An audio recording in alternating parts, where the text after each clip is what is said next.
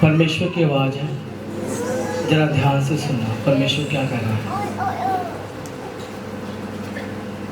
परमेश्वर कह रहा है, मैंने तुमसे बहुत प्रेम किया और मुझसे बढ़कर कोई आपसे प्रेम नहीं कर सकता। जब मैंने अदन को बनाया, उसमें हर एक चीज मैंने तुम्हारे लिए रखी कि तुम खाओ और निश्चिंत रहो कि हम क्या खाएंगे, क्या पिएंगे, क्या पहनेंगे। आपकी सारी चिंता मैंने ली। कौन कह रहा है? परमेश्वर कह रहा है। उसकी आवाज को ध्यान से सुनना। मुझे मत देखिए, कहिए कि सोचिए कि परमेश्वर को मैं देख रहा हूँ। हालेलुया। मैं ऐसा कह नहीं सकता, पर ऐसी आवाज आई है मुझे कि ऐसे कहना। आज परमेश्वर कहते तो बहुत प्रेम किया, बहुत ज्यादा।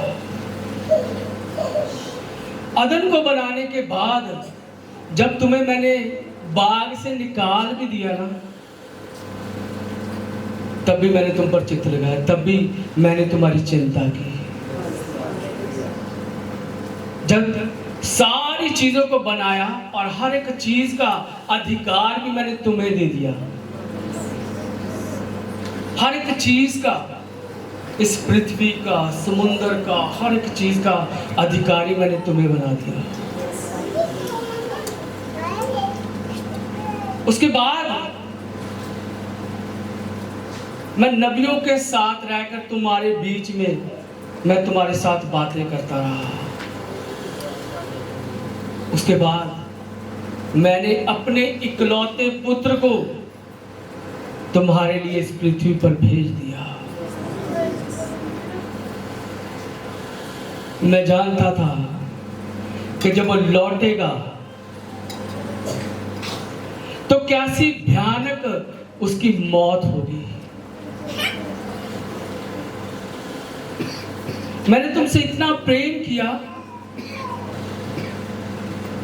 कि मेरे बेटे ने, खुदावंद यीशु मसीह ने तुम्हारे लिए अपनी जान कुर्बान की। इतना प्रेम किया कि अपना लहू भी तुम्हें दे दिया।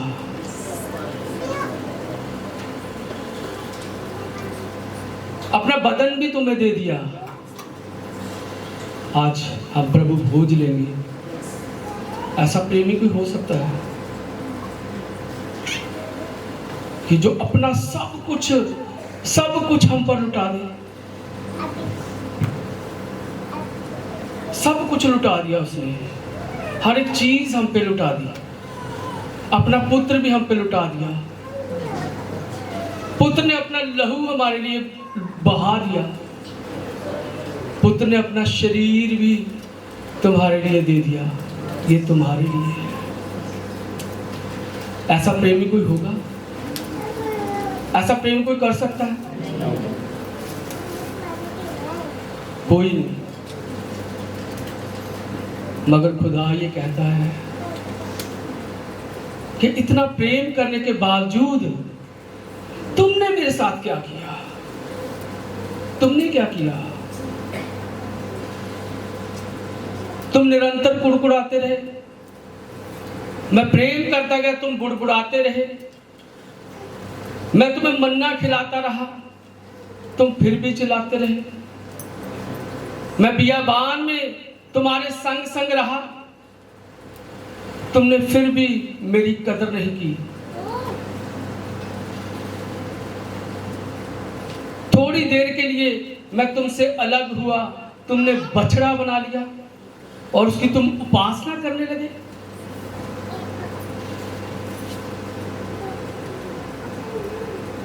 आज भी मनुष्य ऐसा ही है। बदला नहीं है, बदलावट बिल्कुल भी नहीं है। क्या आज परमेश्वर हमसे प्रेम नहीं करता? करता है ना? क्या आज हम उसके लहू को नहीं लेने जा रहे? क्या आज हम उसके बदन को नहीं लेने जा रहे? आज भी वो अपना लहू और बदन हमें दे रहा है। मगर आज भी हम बुड़बुड़ाते हैं, आज भी हम कुड़कुड़ाते हैं, आज भी हम इस बात को याद नहीं करते कि परमेश्वर ने कितने भले भले काम हमारे जीवन में किए हैं। सबसे भलाई का काम कि इस संसार से परमेश्वर ने हमें निकाल लिया और इस संसार से निकाल कर उसने हमें चुना। ये कितनी हमारे लिए बड़ी बात है। हम फिर भी उसके धन्यवादी नहीं होते हैं। जो नहीं है उसके लिए हम बुड़बुड़ाते हैं, जो नहीं है उसके लिए हम कुड़कुड़ाते हैं। हमारा है ही क्या था? अय्यूब नबी कहता मैं अपनी माँ के पेट से नंगा ही आया और नंगा ही चला जाऊंगा। इंसान आज भी मैं करता है ना, कि मैं हूं।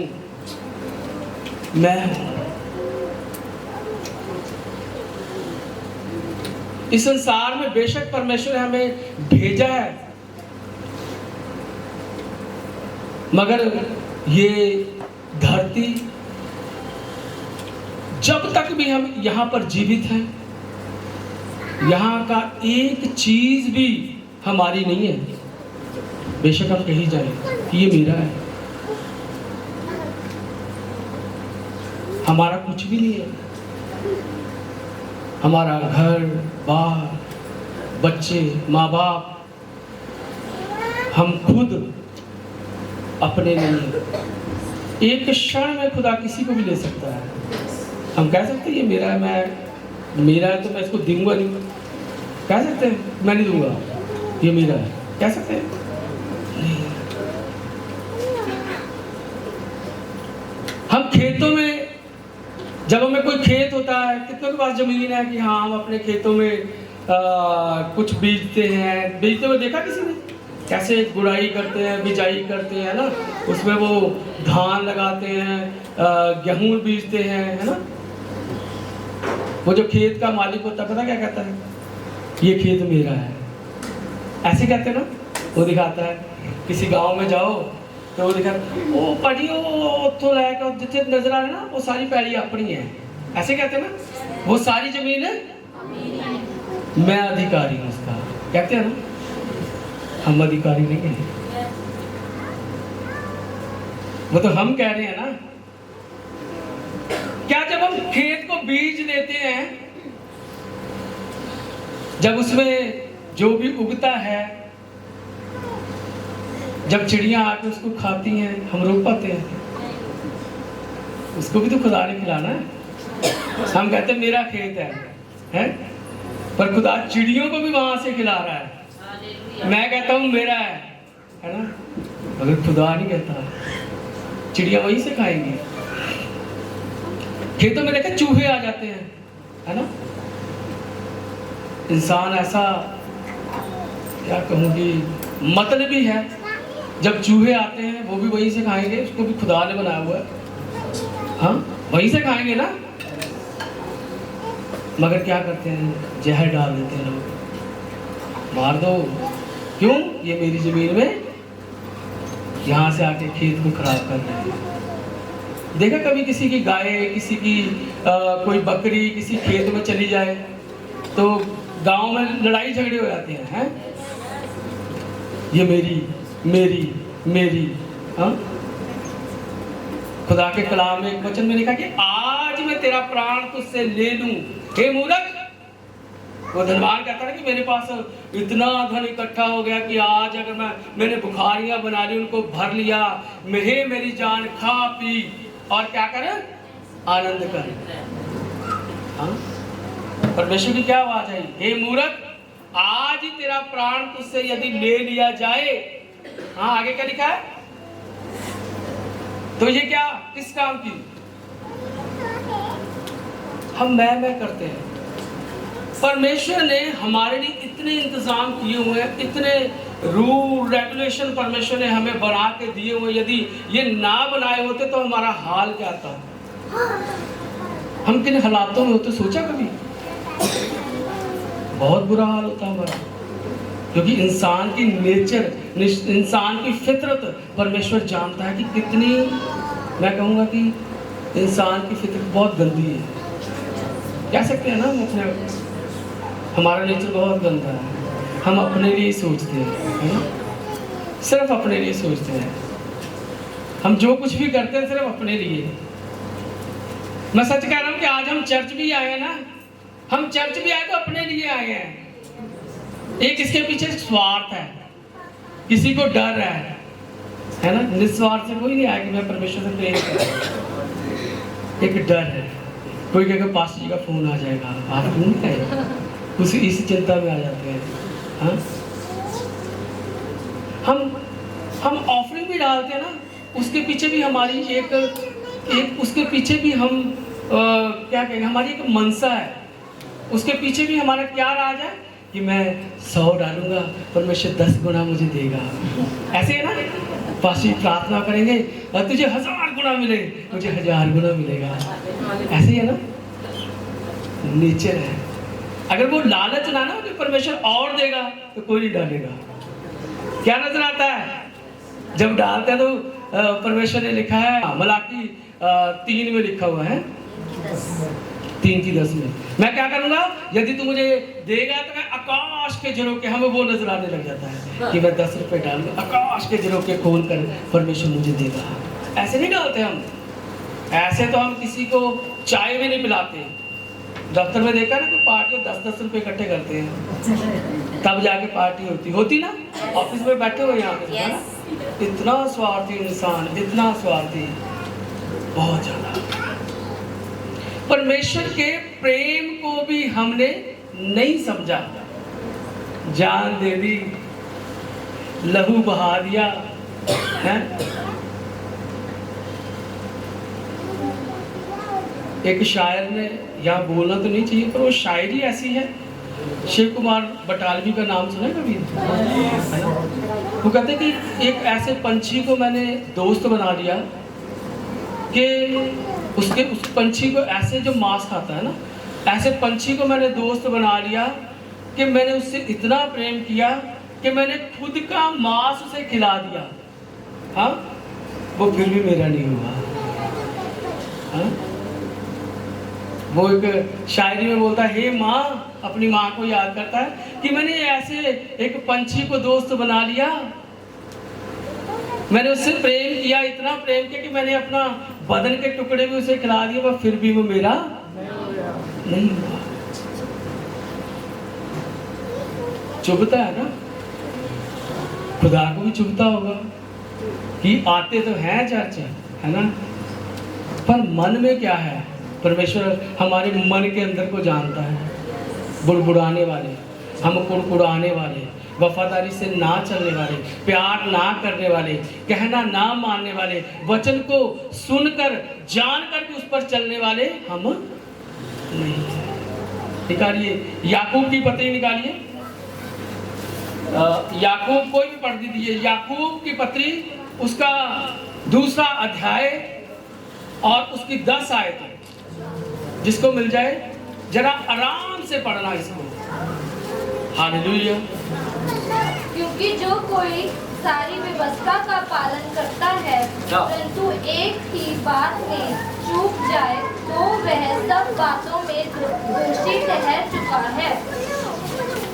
यदि कोई सारी व्यवस्था का पालन करे, पंजाबी च पढ़ो, पंजाबी बाइबल है पंजाबी दी, आंटी देविंदर पंजाबी च पढ़े जरा जोर दी।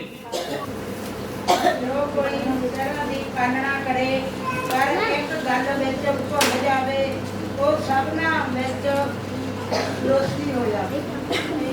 जो सारी व्यवस्था को माने, सारी बातों को पालना करे, मगर एक में वो चूक जाए तो सारे जितने भी उसने किए हैं वो उसको सबका दोषी ठहरेगा।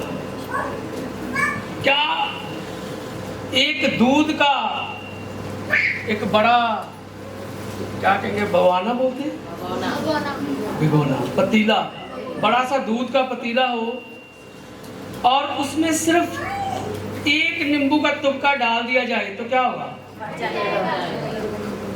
दूध खराब हो जाएगा, फट जाएगा। तो ऑप्शन है नहीं है।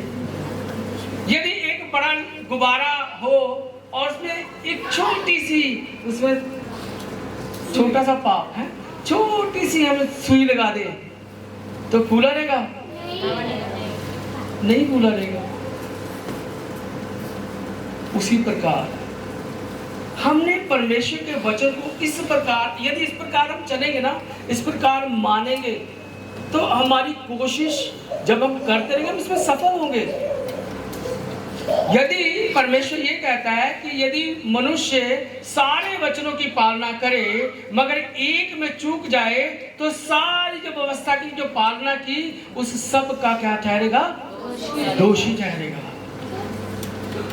हमारे स्कूलों में क्या होता है, जब एग्जाम होता है तो बच्चे क्या देखते हैं? मैं पास हो गया। और पासिंग मार्क्स कितने होते हैं? 33।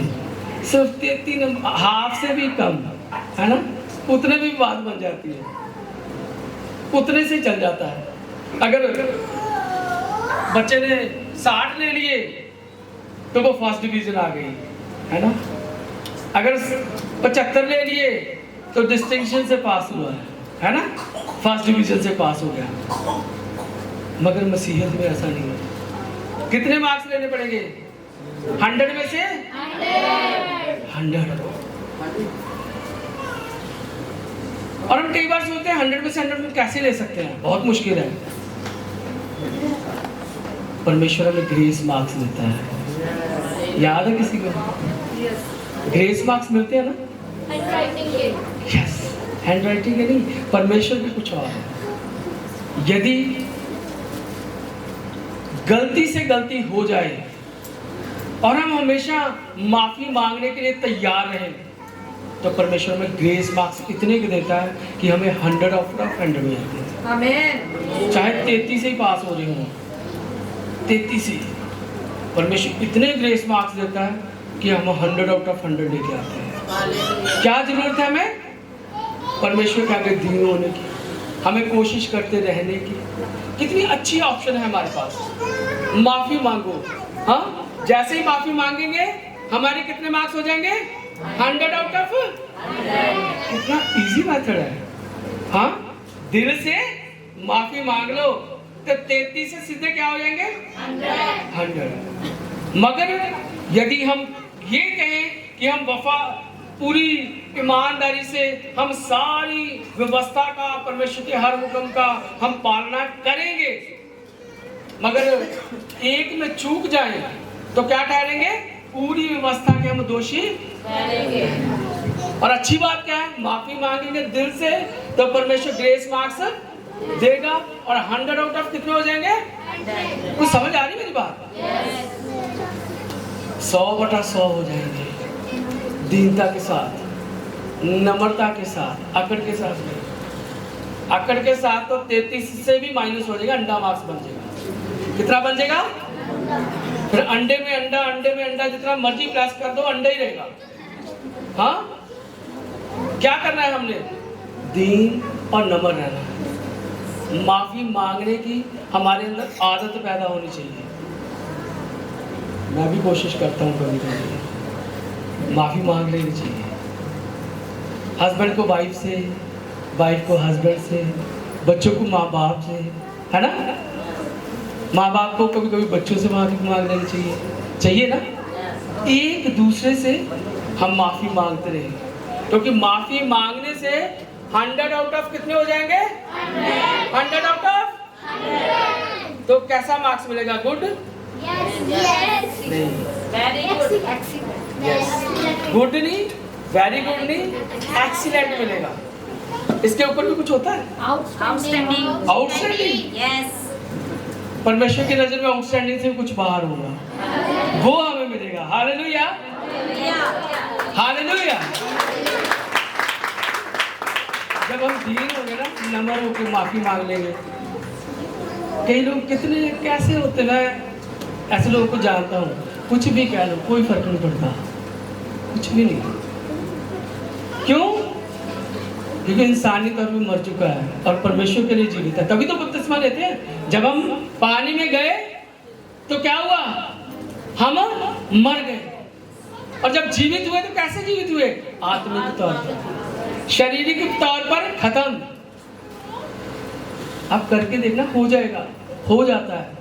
कोशिश करके देख लेना, माफी मांगोगे, अगला ना भी दे, आपके दिल में आनंद रहेगा कि मैंने माफी मांगी। करके देख लेना। परमेश्वर इतना प्रेम करता है और उसने यही तो सिखाया है, हाँ, कि तुम स्वर्गदूतों की बोलियां बोलो और प्रेम ना रखो तो क्या है, ठनठनाता हुआ पीतल झंझनाती झांझ। हमें कैसा बनना है? खाली पीतल झांझ नहीं, अपनी झांझ को हमने भरना है वचनों से, कलाम से, प्यार से, मोहब्बत से। और कुछ बोलो, किससे बनेंगे हम? प्रेम से। अपनी झांझ को, वो तो हो गया मोहब्बत, प्रेम, माफी। हाँ, माफी से भी बिल्कुल। और किस चीज से भरेंगे? बोलो। कहाँ रिंकी? आत्मा के फल रिंकी? प्रेम, धीरज, आनंद,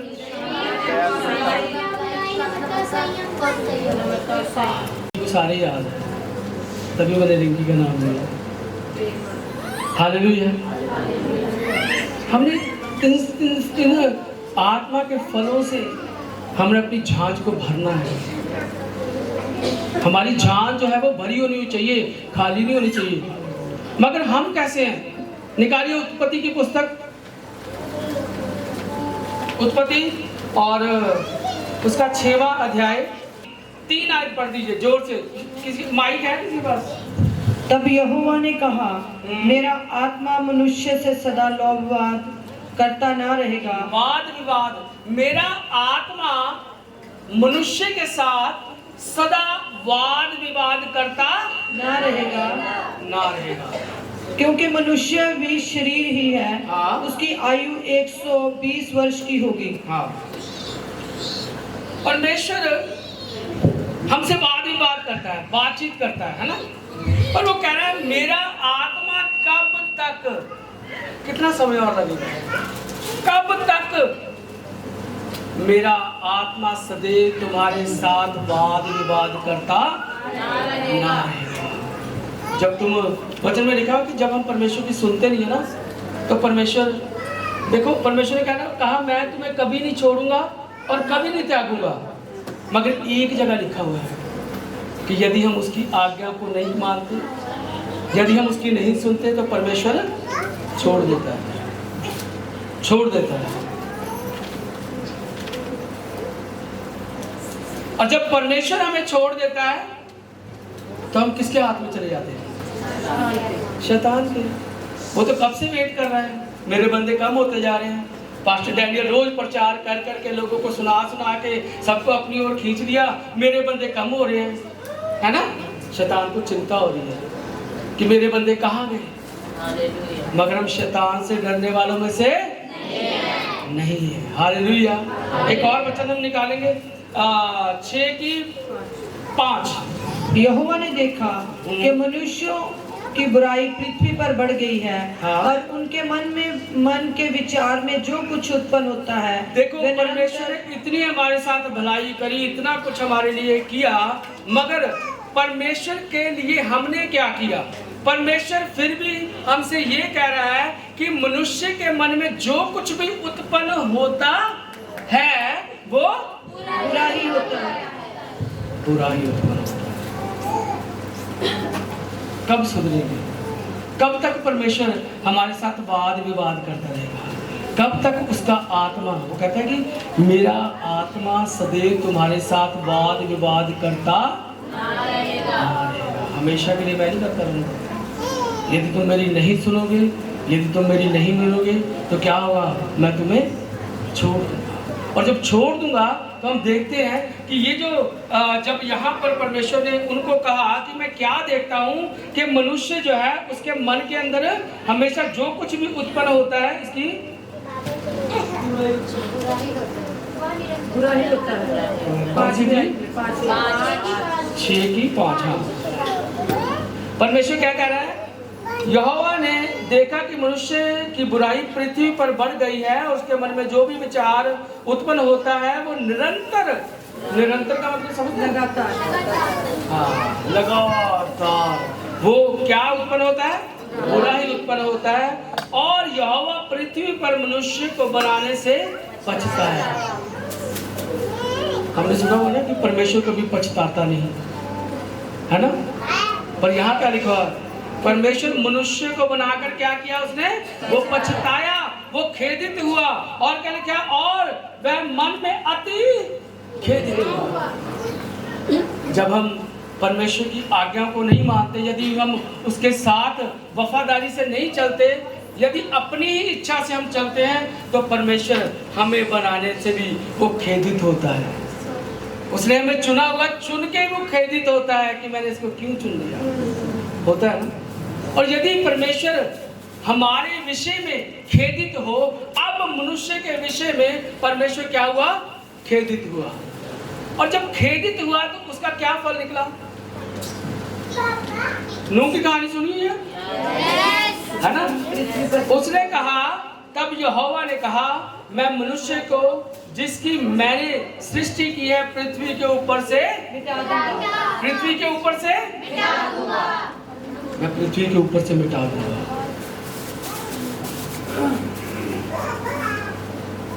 और सचमुच जब हम खुदा की बातों को नहीं मानते ना, तो वो हमसे खेदित होता है। प्यार भी हमने कहते ना, तूने मेरा प्यार ही देखा है अभी तक।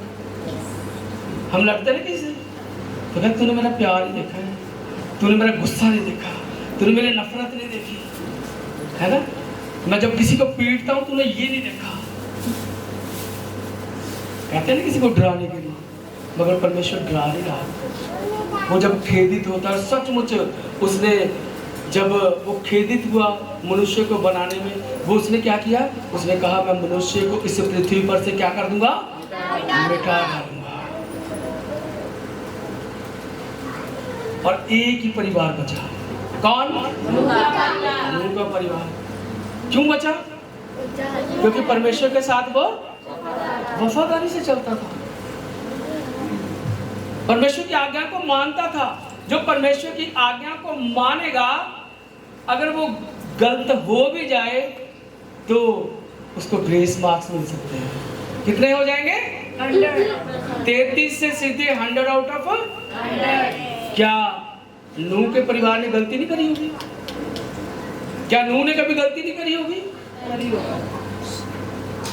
वचन कहता है, खुदा यीशु मसीह ने क्या कहा? हर एक ने पाप किया। हर एक ने पाप किया। कोई ऐसा मनुष्य नहीं है जो कह दे कि मैंने कभी पाप नहीं किया। और यदि कोई ऐसा कहता है तो वो झूठ कहता है, वो झूठा है।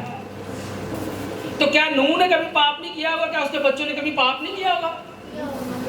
मगर वो कैसे बच गए? ग्रेस मार्क्स के कारण। आमीन, हालेलुया। ग्रेस, परमेश्वर इनको ग्रेस मार्क्स दिए होंगे। फिर भी ये दीनता के साथ मेरी सुनते तो हैं, मुझसे माफी मांगते हैं, मेरे साथ चलने की कोशिश तो करते हैं। और वो जब पता चला कि इस पृथ्वी को खुदा खत्म करने वाला है, तो क्या करने लगे? लोग ठट्ठा करने लगे। जब वो बना रहा था जहाज, तो लोग उसको क्या कर रहे थे? मजाक कर रहे थे। नूह का परिवार ही केवल बचा, और सारी पृथ्वी से परमेश्वर ने सारे मनुष्यों को खत्म कर दिया। किस पर दया की? केवल नूह के परिवार की। और जब हम देखते हैं इसके,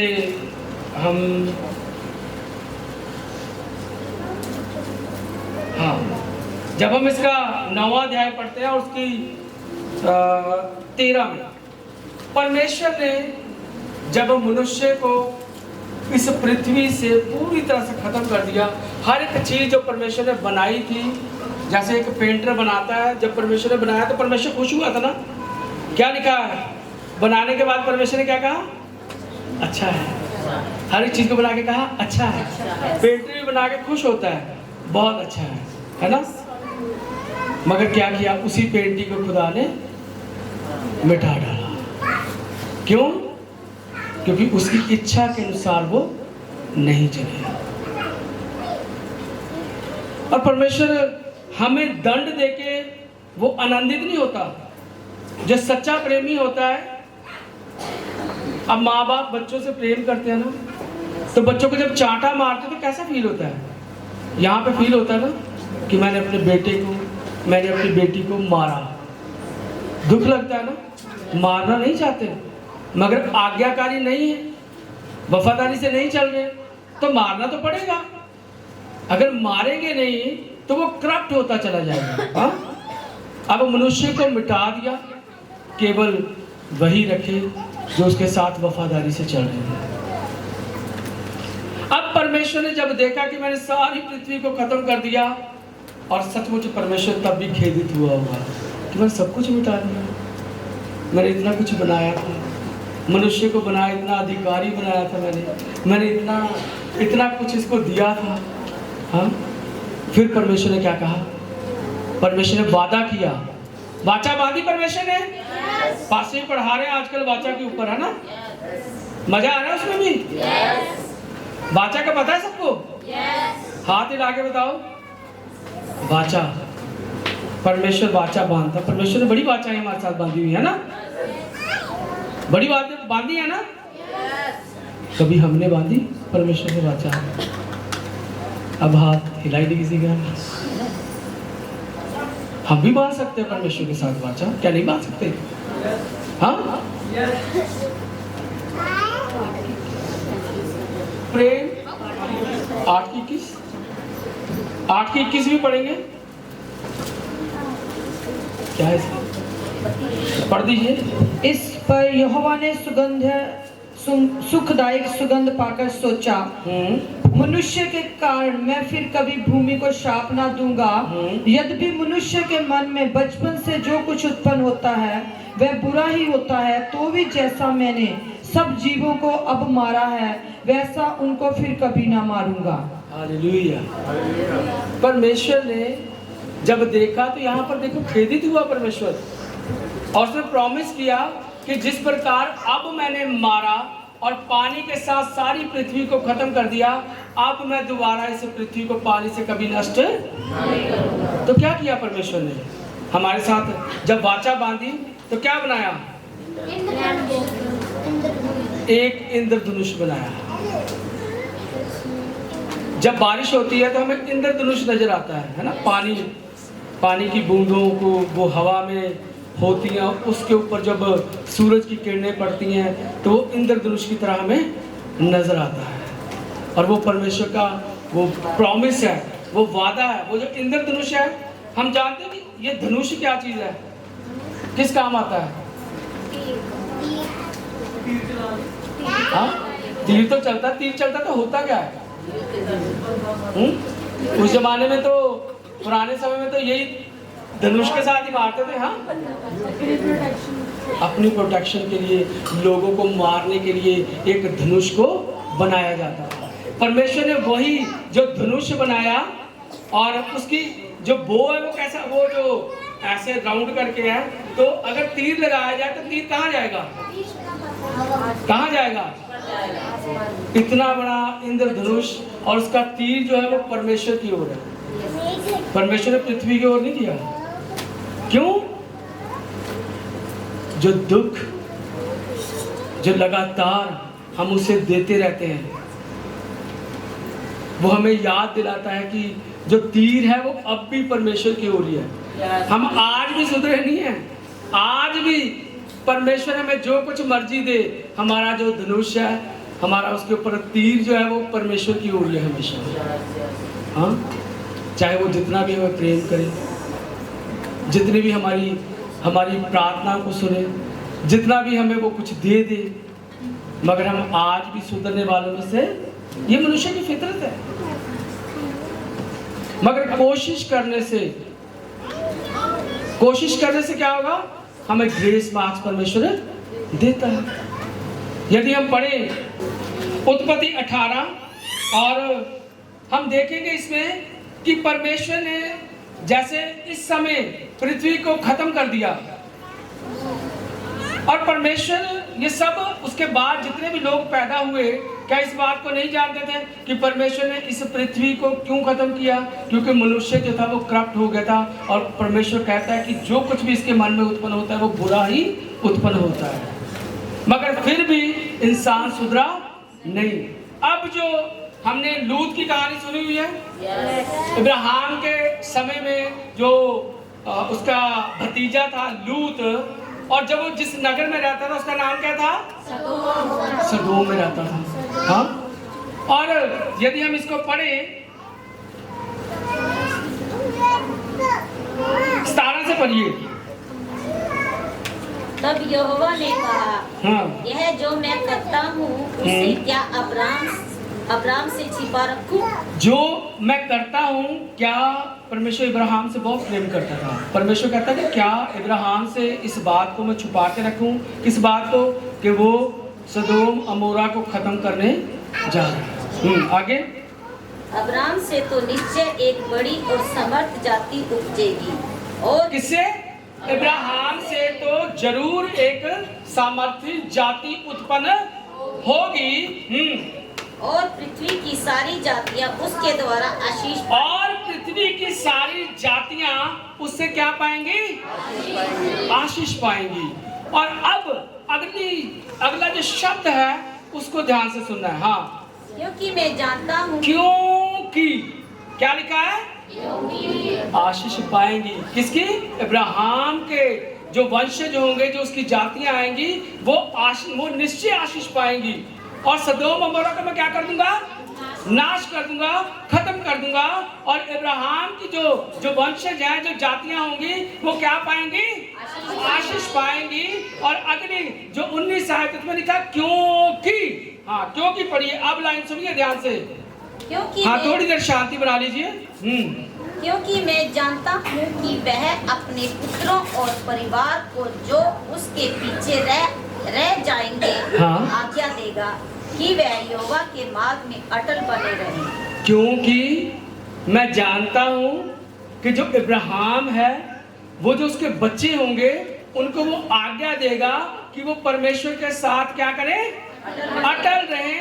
मैं जानता हूँ कि वो वफादारी से जो इब्राहिम है वो अपने बच्चों को ऐसा बनाएगा। क्योंकि लिखा हुआ है, मैं उसके वंश को बढ़ाऊंगा, वो फूलेंगे फलेंगे। क्यों? क्योंकि मैं जानता हूं कि वह अपने पुत्रों और परिवार को जो उसके पीछे रह जाएंगे, आज्ञा देगा कि वे यहोवा के मार्ग पर अटल बने रहेंगे। जो यहोवा के मार्ग पर अटल बने रहेंगे, उनको क्या करूंगा? मैं आशीष दूंगा, मैं उनको बचा के रखूंगा। जो परमेश्वर के वचनों के अनुसार नहीं चलते, सदोम और गमोरा को मैं क्या कर दूंगा? खत्म कर दूंगा। सदोम और अमोरा के ऊपर परमेश्वर का कहर आया, क्योंकि वो परमेश्वर के साथ नहीं चल रहे थे। जब ये बात अब्राहम को पता चली, तो परमेश्वर के सामने खड़ा हुआ और परमेश्वर से बात करने लगा। अब देखिए कि परमेश्वर कितना दया से भरा हुआ परमेश्वर है, कितना तरस से भरा हुआ परमेश्वर है, और उसके पास कितने ग्रेस मार्क्स कितने हैं। हाँ, इस बात को हम देखेंगे। अब जब उसको पता चला कि परमेश्वर सदोम और अमोरा को बिल्कुल नाश करने जा रहा है, तो उसने परमेश्वर से कहा कि परमेश्वर, इस नगर को तू खत्म कर देगा, और क्या तू यदि इसके अंदर जो लोग धर्मी होंगे, हाँ, क्या तू इन दुष्टों के कारण उनको भी खत्म कर देगा? तो क्या अगर उस देश में 50 लोग धर्मी हुए, तो क्या तू फिर भी खत्म कर देगा? परमेश्वर कहता नहीं, यदि मुझे वहां पर 50 भी मिल जाए, तब भी मैं इन सबको छोड़ दूंगा। फिर इब्राहिम सोचने लगा, कहता कि यदि वहां पर 45 ही मिल जाए, तो क्या तू फिर भी छोड़ देगा? तू यदि वहां पर 45 ही मिले, तो परमेश्वर ने कहा अगर वहां 40 भी मिल जाए ना, तब भी मैं इनको छोड़ दूंगा। फिर वो कहता कि परमेश्वर, मैं ढीठ बन के तेरे सामने सवाल जवाब करी जा रहा हूँ। मैं हूँ तो मैं मिट्टी ही, यानी अपने आप को वो दीन करके दिखा रहा है कि परमेश्वर मैं कुछ भी नहीं हूँ, मगर फिर भी मैं तेरे सामने खड़े होकर मैं पूछता हूँ कि यदि वहाँ पर 30 ही होंगे, तो क्या तू फिर भी उनको खत्म कर देगा? परमेश्वर कहता नहीं, यदि 30 भी मिल जाए, तब भी मैं उनको खत्म नहीं करूंगा। उसके बाद यदि 20 भी मिल जाए तब भी मैं उनको खत्म नहीं करूंगा। यदि 10 भी मिल जाए तब भी मैं उनको खत्म नहीं करूंगा। मतलब कि परमेश्वर ने इतनी दया दृष्टि की कि यदि 10 लोग भी वहां पर धर्मी मिल जाएं तब भी मैं उनको छोड़ दूंगा।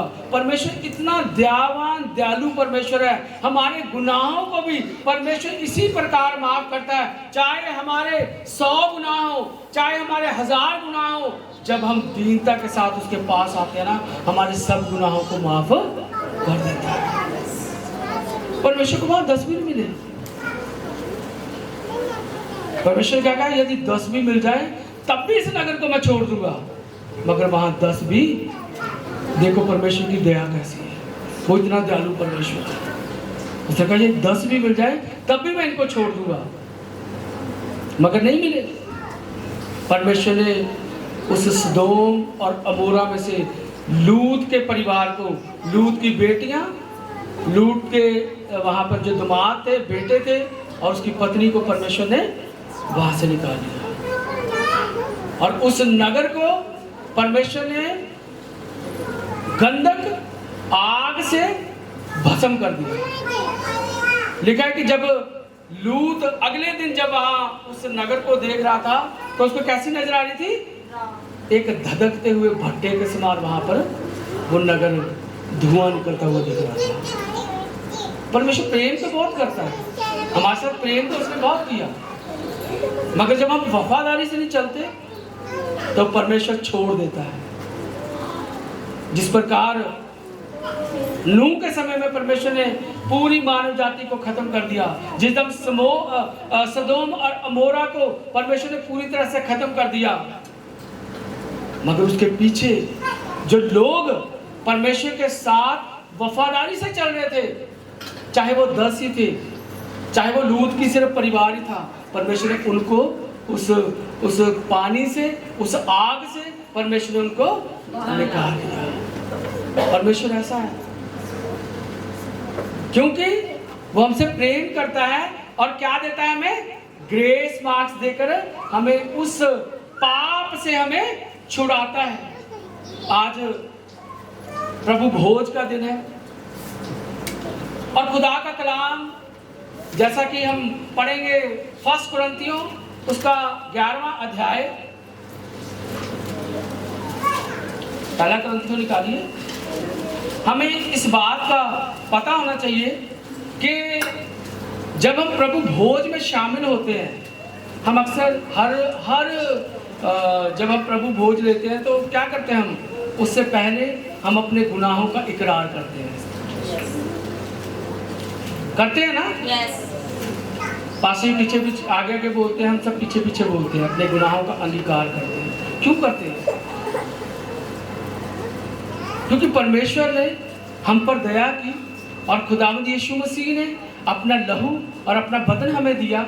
और वहाँ परमेश्वर का कलाम यूँ कहता है कि हमें खुदा के इन वचनों को मानना है, इन वचनों के अनुसार चलना है। और जब प्रभु भोज में हम शामिल होते हैं तो अनुचित रीति से हमने प्रभु भोज को नहीं लिया। यदि मन में लड़ाई झगड़ा वैर विरोध क्रोध, यदि इससे मन भरा हुआ है, यदि खुदा का कलाम क्या कहता है कि यदि तू वेदी पर जब अपने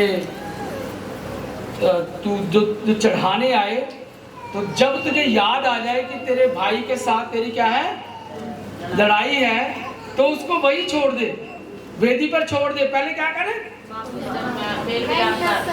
पहले जा मेल मिलाप कर, हाँ, फिर आके चढ़ाना, तब तेरी भेंट को परमेश्वर कबूल करेगा, स्वीकार करेगा। ऐसा लिखा है ना? काम बड़ा मुश्किल लगता है, मगर यदि हम सचमुच परमेश्वर में हैं तो हमारे लिए बहुत इजी है, ये औखा नहीं है।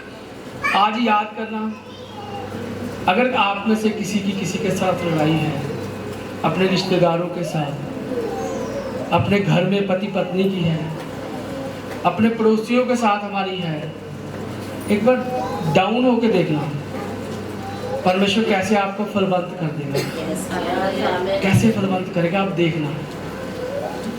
दीन बन के देखिए, नम्र बन के देखिए। यदि आपके दोस्त के साथ लड़ाई है, किसी के साथ भी है, आप दीन होके देखिए, नम्र होके देखिए, उस लड़ाई को जीरो कर दीजिए। कुछ भी नहीं है। यदि हम लड़ाई को समझे लड़ाई है तो लड़ाई है, नहीं समझेंगे तो कुछ भी नहीं है, कुछ भी नहीं है। लड़ाई पता क्यों है? अकड़ की लड़ाई है कि मैं, है ना, हमने इसको खत्म करना है, हो जाएगा, मुश्किल नहीं है। क्यों? क्योंकि खुदा का कलाम क्या कहता है?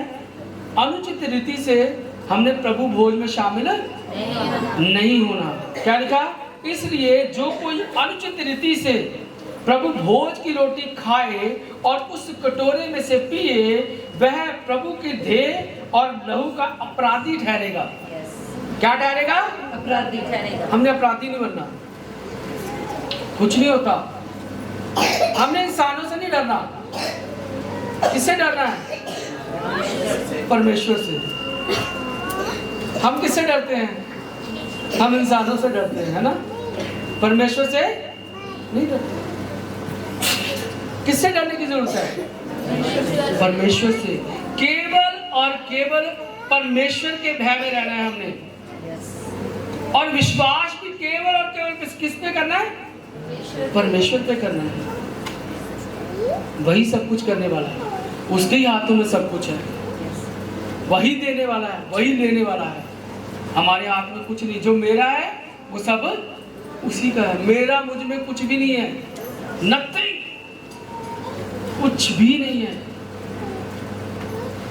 माँ के पेट से नंगे आए और नंगे ही चले जाएंगे।